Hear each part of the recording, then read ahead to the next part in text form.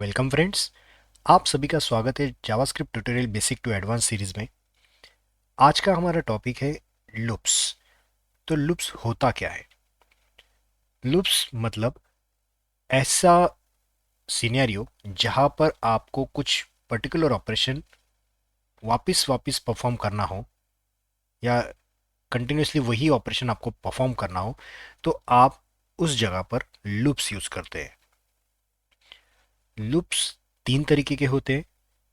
पहला while loop, दूसरा do while loop और तीसरा फॉर लूप।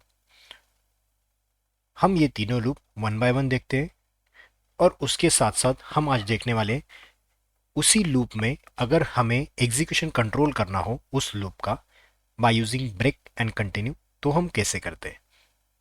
तो चलो स्टार्ट करते हैं वन बाय वन। तो आज हमारा टॉपिक है लूप्स, जिसमें से आज हम देखने वाले हैं पहले वाइल लूप, सॉरी, उसके बाद हम देखने वाले हैं डू वाइल लूप और लास्ट हम देखने वाले फॉर लूप। तो पहले हम स्टार्ट करते हैं वाइल लूप से।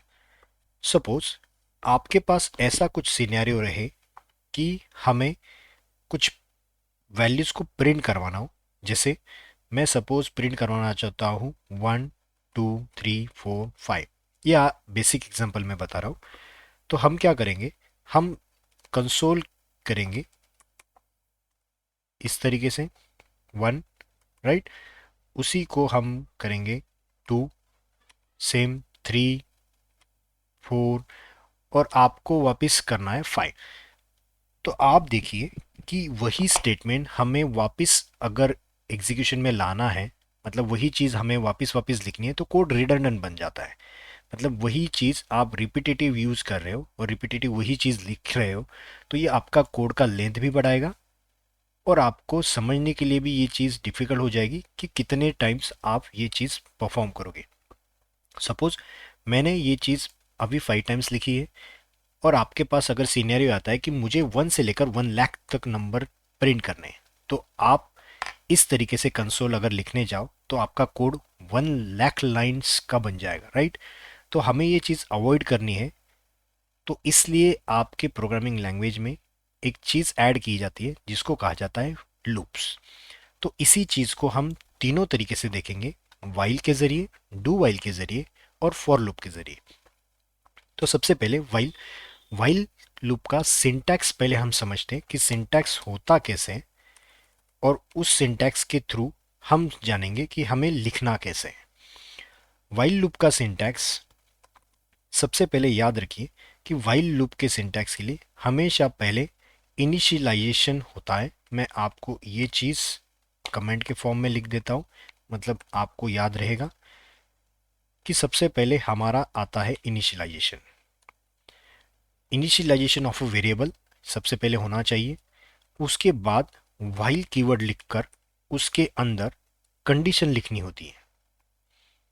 जो भी कुछ कंडीशन आप उस वेरिएबल पे अप्लाई करना चाहते हो, तो वो वाइल के अंदर, राउंड ब्रैकेट्स के अंदर या पैरेंथेसिस के अंदर आपको लिखना होता है कंडीशन।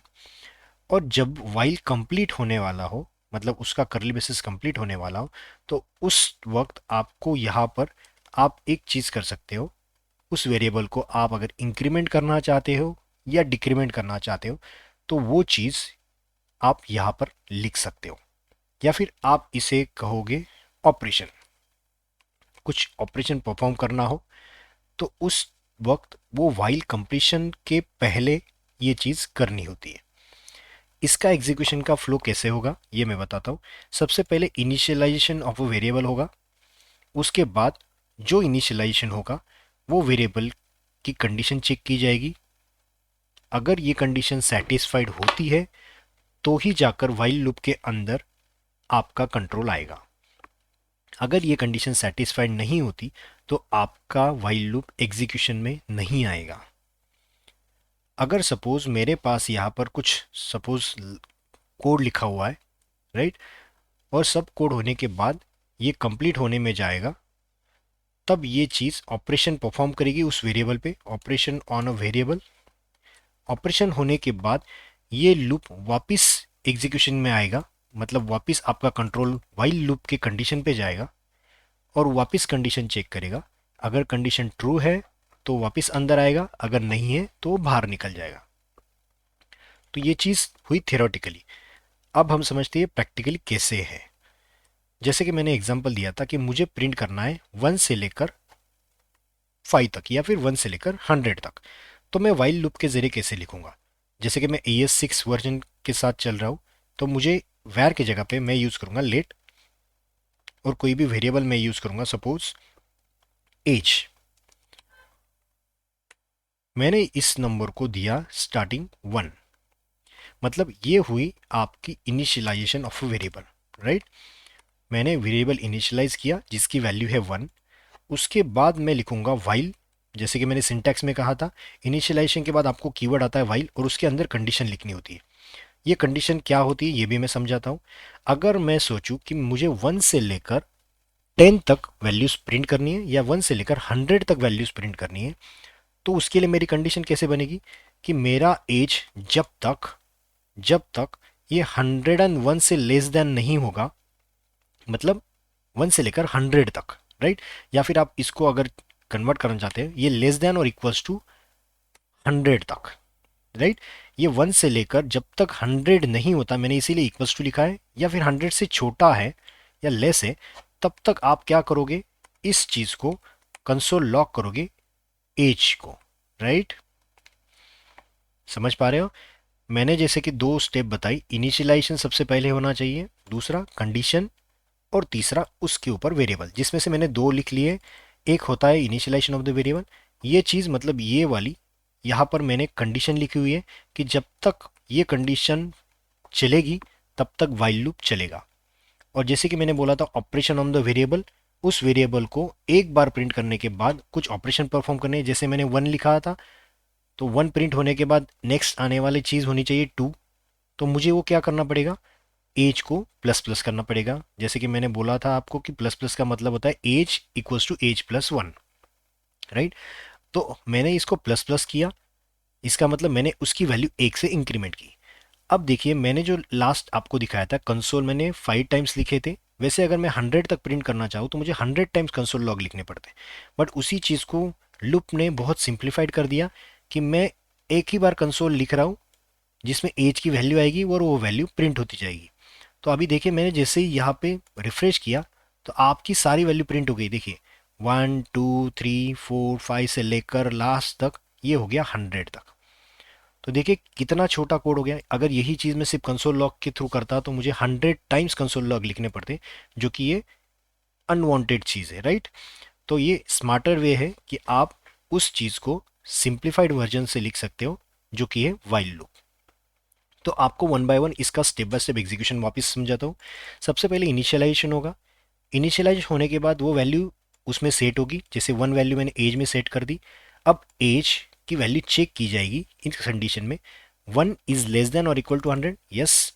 एक ये छोटा है या फिर 100 के इक्वल है, तो हाँ ऑब्वियसली ये छोटा है, तो ये कंडीशन सेटिस्फाइड है। जैसे सेटिस्फाइड हुई, अंदर आया और उसने कंसोल करके उस वैल्यू को प्रिंट किया। जैसे इसने प्रिंट किया 1, राइट।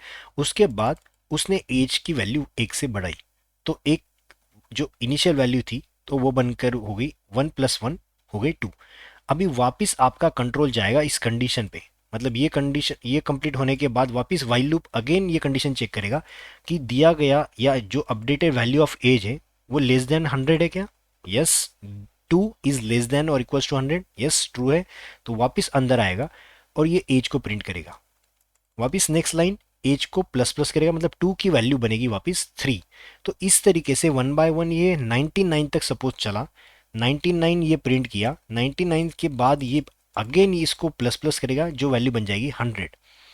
तो वापस कंडीशन के लिए आएगा 100 इज लेस देन और इक्वल्स टू 100। तो ये देखिए यहाँ पे लेस देन नहीं है बट और इक्वल्स टू, जैसे कि मैंने प्रोनाउंसिएशन किया लेस देन और इक्वल्स टू। ये लेसर नहीं है बट और के फॉर्म में लिखा है, और 100 के बराबर है। हाँ 100 ये 100 के बराबर वैल्यू आती है। तो अंदर आएगा एज प्रिंट करेगा, मतलब 100 वैल्यू प्रिंट करेगा, जो कि आपकी लास्ट वैल्यू है आउटपुट में। देखिए उसके बाद एज वापस प्लस प्लस होगा, अब थोड़ा केयरफुली देखिए, एज प्लस प्लस होने के बाद 100 की वैल्यू बन जाएगी 101। वापिस एज को कंपेयर किया जाएगा इस कंडीशन में, 101 is less than equal to 100, no it is not lesser और इक्वल टू 100। सो आपका वाइल लूप यहीं पे टर्मिनेट हो जाएगा और आपका कंट्रोल बाहर आ जाएगा, ये इस वाइल लूप के बाहर। समझ रहे हो? तो ये है आपका सिनेरियो वाइल लूप के लिए। अगर आपको एक लूप समझ में आ गया तो डेफिनेटली आपको बाकी लूप भी समझ में आ जाएंगे। सिनेरियो सेम है, सिर्फ लिखने का तरीका अलग है, मतलब सिंटैक्स अलग है। ये हो गया वाइल लूप। नेक्स्ट है डू वाइल लूप। बहुत सारे फ्रेशर्स को ये थोड़ा कंफ्यूजन होता है कि वाइल लूप और डू वाइल लूप में क्या डिफरेंस है, क्या अंतर है। तो आपको इस चीज को थोड़ा क्लेरिफाई कर देता हूँ। वाइल लूप में जैसे ही इनिशियलाइजेशन होगा उसके बाद कंडीशन चेक की जाती है। नेक्स्ट स्टेप होती है condition checking, right. But do while में इसका सिंटैक्स चेंज होकर इस तरीके से बनेगा। इसका सिंटैक्स, आप करोगे initialization of the variable first, उसके बाद आप लिखोगे डू कर्ली ब्रेसेस ओपन, यहां पे कुछ तो भी आप कोड लिखोगे, राइट। और जो कोड लिखोगे उसके बाद ये कंप्लीट होने के वक्त आप यहां पे लिखोगे वाइल एंड कंडीशन, राइट। और जो आपका ऑपरेशन था वो एज इट इज, राइट। यहां पर मैं वापस एक बार समझाता हूं कि आपका सिंटैक्स कैसे है। आपका सिंटैक्स ऐसे है कि इनिशियलाइजेशन सबसे पहले होगा जो वाइल लूप में एज इट इज था। आपकी वाइल की कंडीशन जो पहले यहां पर लिखी गई थी वो यहां से हटकर नीचे चली गई। डू वाइल में ये कंडीशन सबसे लास्ट जाएगी। डू से स्टार्ट होगा, डू कर्ली ब्रेसेस ओपन, उसके बाद जो भी ऑपरेशन आप परफॉर्म करना चाहो, उसके बाद उस वेरिएबल पे लास्ट कोई ऑपरेशन करना है जैसे इंक्रीमेंट डिक्रीमेंट कुछ करना हो तो वो लास्ट में रहेगा। उसके बाद कंडीशन चेक की जाएगी। मतलब आपको एक चीज ऑब्जर्व हुई होगी, यहाँ पर इनिशियलाइजेशन के बाद तुरंत कंडीशन चेक होती है। अगर कंडीशन सेटिस्फाइड होगी तो ही अंदर आएगा, अदरवाइज वो बाहर चला जाएगा, राइट। मतलब कंसोल लॉग कुछ नहीं होगा। बट इस कंडीशन में ये चीज़ अलग बिहेव करेगी। यहाँ पर इनिशियलाइजेशन होते ही पहले ऑपरेशन परफॉर्म कर लेगा उसके अंदर लिखी गई, बाद में जाकर कंडीशन चेक होगी। मतलब एटलीस्ट वन टाइम ये एग्जीक्यूशन में होगा। अगर कंडीशन सेटिस्फाइड नहीं भी हुई तो भी ये चीज़ एक बार प्रिंट होने वाली है, राइट। समझ रहे हो? तो इसको हम देखते हैं प्रैक्टिकली। जैसे कि मैंने लिखा था लेट एज, जो मैंने लिखा था उसी को मैं एज इट इज़ यूज़ करता हूँ एज वन नाम से। यहाँ पर अभी लिखता हूँ डू, और यही चीज़ देखो मैंने कुछ चेंज किया है क्या? नहीं। तो मैंने कुछ चेंज ना करते हुए वही यूज़ किया हुआ है, मैंने कुछ भी चेंज नहीं किया है। देखिए यहाँ पर लिखता हूँ कंडीशन, राइट। ये कमेंट एक साथ लाइन में आगे मैं कर देता हूँ, मतलब अलाइनमेंट आपको थोड़ा ठीक से दिखाई देगा, right.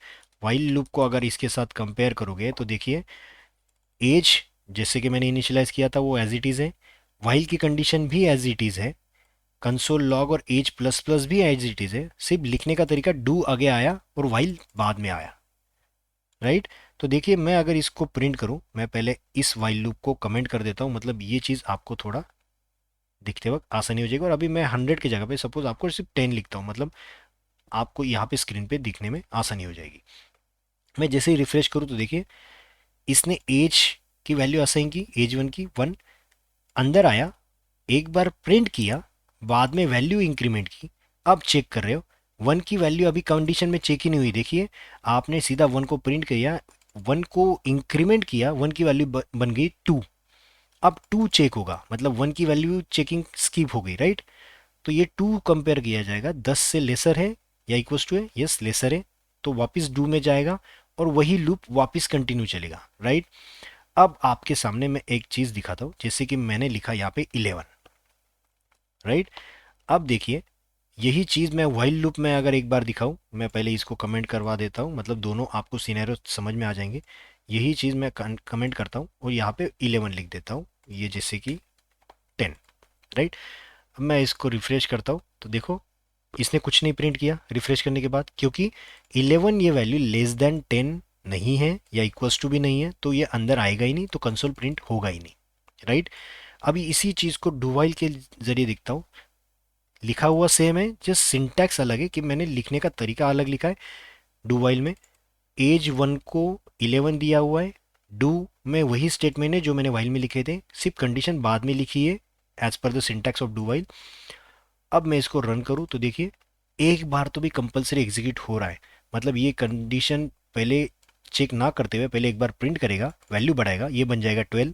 12 is less then 10, no, वो वापिस इसी डू वाइल में नहीं जाएगा। दैट मीन्स आपका एक बार डू वाइल कंपलसरी एग्जीक्यूट हमेशा होगा, वाइल कंडीशन चेक करने के बाद ही एग्जीक्यूट होगा। कंडीशन अगर सेटिस्फाइड है तो एग्जीक्यूट होगा, नहीं है तो बाहर निकल जाएगा। अगर आपको इंटरव्यू पूछता है what is the difference between do while and while, so आप बता सकते हो do while compulsorily execute at least once and while only executes whenever the condition satisfied. मतलब डू वाइल कंपलसरी एक बार तो एग्जीक्यूशन में आएगा, बट वाइल अगर कंडीशन सेटिस्फाइड होती है तो ही एग्जीक्यूशन में आता है, अदरवाइज नहीं आता। राइट, समझ रहे हो? तो ये चीज आपकी है डू वाइल। अब लास्ट बचा फॉर लूप। फॉर लूप में सिंटैक्स सेम है, सभी लूप्स में सिंटैक्स सेम होता है, मतलब लिखने का तरीका सिर्फ अलग है, जिसमें तीनों पार्ट होते हैं, इनिशियलाइजेशन, कंडीशन और इंक्रीमेंट डिक्रीमेंट, मतलब operation on the variable. For में लिखते वक्त ये चीज इस तरीके से लिखी जाएगी, फॉर देखिए इनिशियलाइजेशन ऑफ द वेरिएबल सबसे पहला, semi colon condition, semi colon operation of the variable. Right, तो मतलब एक ही लाइन में आपकी तीनों चीजें लिखी गई है। Right, initialization of the variable ये सबसे पहला पैरामीटर होगा, ये एज अ राउंडेड ब्रेसेस के अंदर लिखा जाता है। तो इसमें तीन पार्ट्स होते हैं, सबसे पहला part initialization of the variable, दूसरा कंडीशन और तीसरा ऑपरेशन ऑफ द वेरिएबल, और तीनों को सेपरेट आउट किया गया है सेमीकोलन से, दिखाई दे रहा है? तो यही चीज आपकी फॉर्म में लिखी कैसी जाएगी, जैसे कि लेट एज टू, मैं अभी वापिस इसी सॉरी इस चीज को फॉर के बारे में लिखना है तो लिखूंगा फॉर लेट एज टू, ये हमेशा स्टार्ट होगा सपोज 1 से, एज टू वेरिएबल मैंने स्टार्ट किया 1 से, एज टू की वैल्यू लेस देन 10 होनी चाहिए और एज टू प्लस प्लस करेगा। राइट, देखिए सिंटैक्स कैसे, सबसे ये फॉर लूप में तीन पार्ट में डिवाइड किया है। सबसे पहला पार्ट इनिशियलाइजेशन, जो कि मैंने ऊपर जैसे किया था वैसे ही यहाँ पे लिखा है। कंडीशन जो मैंने अंदर लिखी थी वाइल लूप में, देखिए यहाँ पर ऊपर सेम कंडीशन मैंने ऐसे लिखी है, और इंक्रीमेंट डिक्रीमेंट मतलब ऑपरेशन ऑन द वेरिएबल यहाँ पे लिखा है। राइट, अब देखिए इसको मैं अगर प्रिंट करूँ और मैं रिफ्रेश करूँ, देखो एक सेकेंड, एज इक्वल्स टू 1, इसको सेव नहीं किया था, ओके सेव नहीं किया था कोड को। देखिए मैंने रिफ्रेश जैसे ही किया 1 2 3 4 5 अप टू 10, सिंटैक्स समझ में आ रहा है? सिंटैक्स में तीनों चीज़ें जो वाइल डू वाइल में अलग अलग जगह पे थी, ये तीनों चीज़ें कंबाइनली एक ही जगह पे लिखी गई है। फॉर लूप, पहला इनिशियलाइजेशन, दूसरा कंडीशन, तीसरा ऑपरेशन ऑन द वेरिएबल, और तीनों को सेपरेट आउट किया गया है सेमीकोलन से, ना कि कॉमा से। बहुत बार टाइपिंग के वक्त टाइपो मिस्टेक होती है बच्चों से कि यहाँ पर सेमीकोलन की जगह पे कॉमा लिख देते हो, तो ये चीज़ थोड़ा केयरफुली करना, ये सेपरेट आउट किया गया है तीनों सेमीकोलन से। राइट, तो ये होते हैं तीनों loops, while, do while and for. अब जैसे कि मैंने कहा था आपको कि आपको एग्जीक्यूशन कंट्रोल करना हो लूप्स में, तो आपके पास ब्रेक और कंटिन्यू ये दो चीज़ें होती है। तो वो होती क्या है ये चीज़ बताता हूँ। सबसे पहली चीज़, मैं इसी फॉर लूप पे ये दोनों को जस्टिफाई करता हूँ। अगर आप चाहते हो तो ये आप होमवर्क के तौर पर लीजिए, वाइल और डू वाइल में यूज़ करना।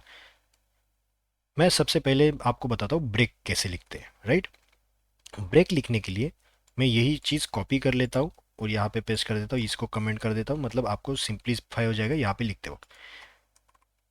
ब्रेक लिखने के लिए आपको हमेशा ये चीज़ ब्रेक और कंटिन्यू, ये चीज़ हमेशा एक कंडीशन के साथ लिखनी पड़ती है। राइट, ये चीज़ आपको और आगे समझाऊंगा।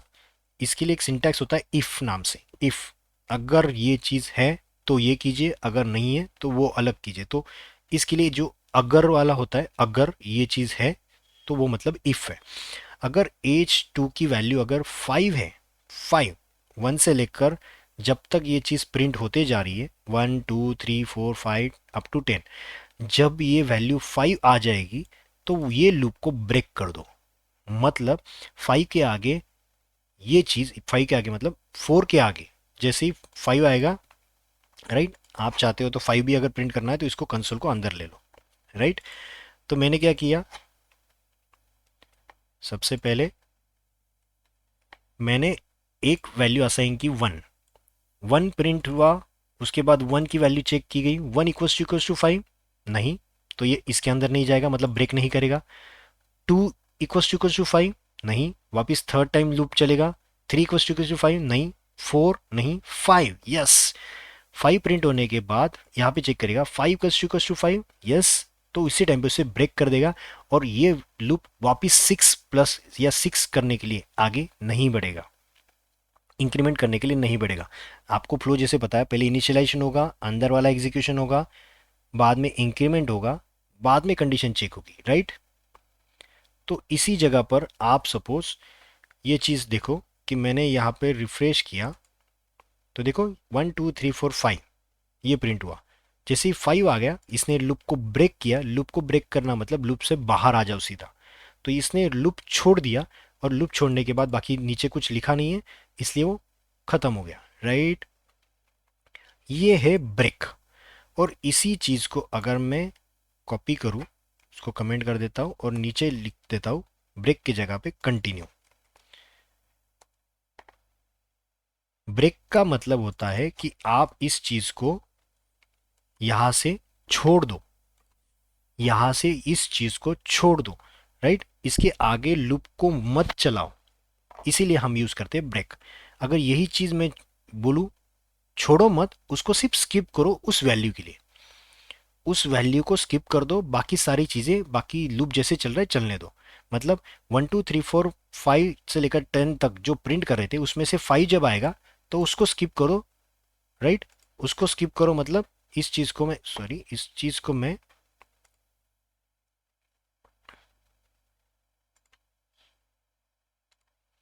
जैसे ही 5 आएगा मैं इसको नीचे लाता हूं, चेक करने के बाद ये स्किप करेगा, राइट।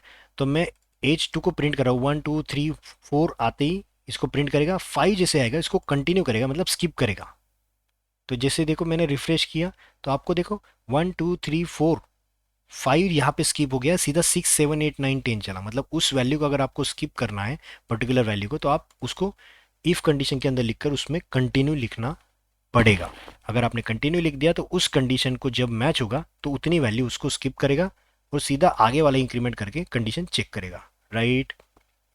समझ पा रहे हो। ब्रेक हमेशा लूप को ब्रेक करने के लिए, मतलब लूप से बाहर आने के लिए करते हैं, बट कंटिन्यू उस पर्टिकुलर वैल्यू को, उस वक्त जो वैल्यू उसके अंदर स्टोर है उसी को स्किप करने के लिए यूज किया जाता है। ये डिफरेंस है ब्रेक और कंटिन्यू में। इसीलिए मैंने आपको पीपीटी में जो दिखाया एग्जीक्यूशन को कंट्रोल कर रहे हो, इसके जरिए सीधा लूप को ब्रेक किया जाता है और इसके जरिए सिर्फ वैल्यू को स्किप किया जाता है, राइट।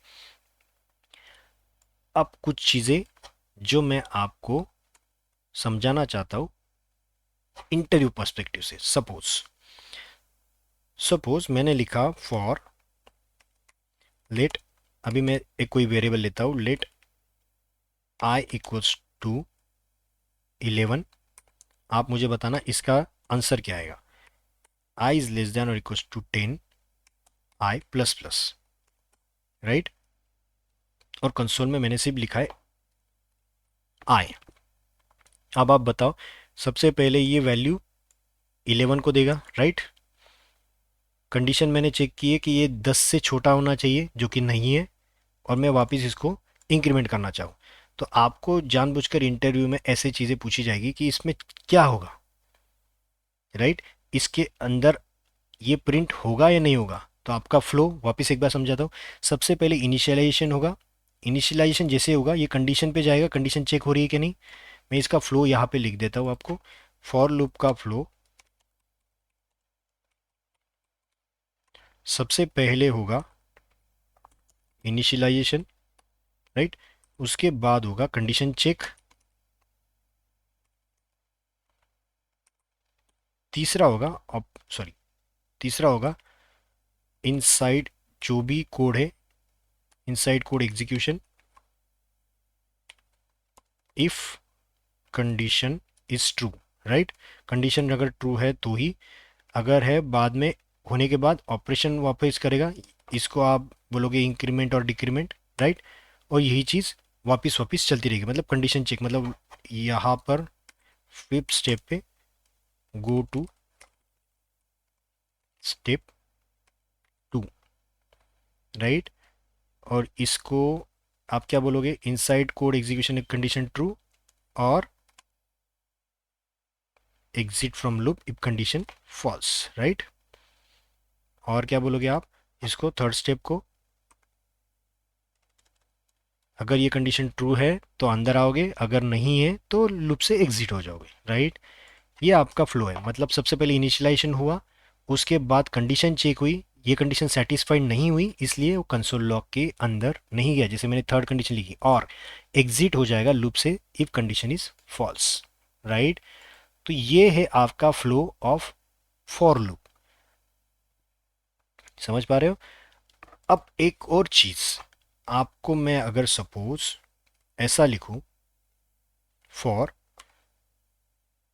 मैंने यहाँ पे लिखा, मतलब मैंने ब्लैंक लिख दिया और यहाँ पे लिख देता हूँ सीधा console dot log hello, right. मैंने कंडीशन भी नहीं लिखी, मैंने सॉरी इनिशियलाइजेशन भी नहीं लिखा, मैंने कंडीशन भी नहीं लिखी है, और मैंने इंक्रीमेंट या डिक्रीमेंट जो भी ऑपरेशन होते हुए वेरिएबल पे वो भी नहीं किए। तो इसका आंसर क्या देगा, इंटरव्यूअर जानबूझ के ये सवाल पूछेगा, आपको याद रखना है अगर ऐसी सिचुएशन है तो आपका लूप इनफाइनाइट में चला जाएगा, इनफाइनाइट टाइम्स ये हेलो प्रिंट करते ही जाएगा। मैं आपको इसका एग्जांपल दिखाऊं तो इसको देखो, मैंने जैसे रिफ्रेश किया तो देखो ये रुकने का नाम नहीं ले रहा है, कितने टाइम प्रिंट कर रहा है, देखो ये मेरा माउस दिखाई रहा है आपको, ये कितने टाइम प्रिंट कर रहा हूँ। ये आप चाहते हो तो यहाँ पे देखिए ग्रुप सिमिलर मैसेज इन कंसोल को मैंने टिक किया इस वजह से, अगर मैंने ये नहीं किया तो देखो नीचे नीचे जाते रहा है, बट इसको मैंने टर्न ऑन कर दिया सेटिंग में जाकर, तो ये क्या कर रहा है, आपको ये प्रिंट करते ही जा रहा है, ये स्टॉप नहीं हो रहा है, राइट। तो इतना चीज़ समझ लीजिए कि अगर ऐसी सिचुएशन है तो आपका लूप इन्फाइनाइट में चला जाएगा। अभी मुझे इसको वापस रिफ्रेश करना है, मैं इसको कमेंट कर देता हूँ, इसको भी कमेंट कर देता हूँ, ये रुकने का नाम नहीं लेगा, इसको बंद करना पड़ेगा, ओके। ओके सो मैं इसको वापस ओपन करता हूँ, ठीक है। इसको मैं इंस्पेक्ट विंडो में जाकर कंसोल ओपन कर लेता हूँ, ठीक है। तो ये मेरा क्वेश्चन नंबर 1 था इंटरव्यू पर्सपेक्टिव से, ये सेकंड था। थर्ड, अगर मैं ऐसा लिख दूँ, फॉर, मैंने बाकी चीज़ें सारी लिखी है, let I equals to 1, I is less than, जो कि वैलिड है, लेस देन 10 या फिर जो 11, और आई प्लस प्लस, राइट। और इसके बाद मैं यहाँ पे सेमीकोलन दे देता हूँ, मैंने कुछ नहीं किया, इसको सेमीकोलन सीधा दे दिया। अब क्या होगा, राइट। अब आपको ये चीज़ पता होनी चाहिए, अगर मैं इसकी बॉडी नहीं लिख रहा हूँ, इसकी बॉडी में नहीं लिख रहा हूँ, मैं सीधा इसको यहाँ पे ही टर्मिनेट कर रहा हूँ, सेमीकोलन का मतलब है टर्मिनेशन ऑफ द स्टेटमेंट। अगर मैं इसको सीधा यहाँ पे टर्मिनेट कर दूँ तो ये भी जाएगा इनफाइनाइट लूप में, राइट। ये इसकी बॉडी नहीं है तो ये इनफाइनाइट लूप में, मतलब इस कंडीशन तक तो ये कंपलसरी जाएगा, बट इसकी बॉडी नहीं है।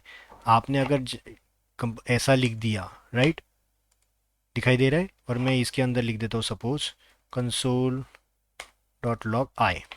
अब मैं देखो इसको रिफ्रेश करता हूँ,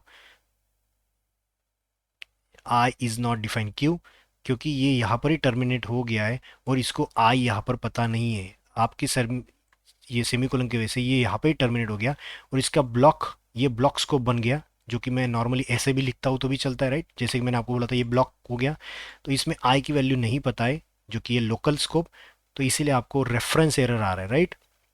बट मैं यही इसको निकाल दूँ और वापस इसको रन करूँ सेव करके, तो देखिए आपको कुछ नहीं हो रहा है, बट ये बैकग्राउंड में चला, ये चीज़ रन हुई, बट आपको यहाँ पे दिखाई नहीं दी। तो आपको सिर्फ इंटरव्यू को बताना है कि ये चलेगा, बट ये टर्मिनेशन होने के वजह से ये इसके ही लिमिट तक चलेगा जितना यहाँ पे लिखा हुआ है, और उसके बाद इसकी बॉडी नहीं है तो ये कुछ नहीं प्रिंट करेगा, राइट। तो ये सारी चीज़ें आपको इंटरव्यू पर्सपेक्टिव से जाननी होती है। आपको तीनों का डिफरेंस पता होना चाहिए, while loop, do while loop और फॉर लूप। तो आज के लिए लूप्स का पार्ट इतना ही। आपको अगर ये वीडियो पसंद आता है तो लाइक, सब्सक्राइब और शेयर ज़रूर कीजिए, जिससे मुझे मोटिवेशन मिलेगा, और आपके फ्रेंड्स को ये चीज़ शेयर कीजिए जिससे उनको भी इसका बेनिफिट हो जाए। Thank you.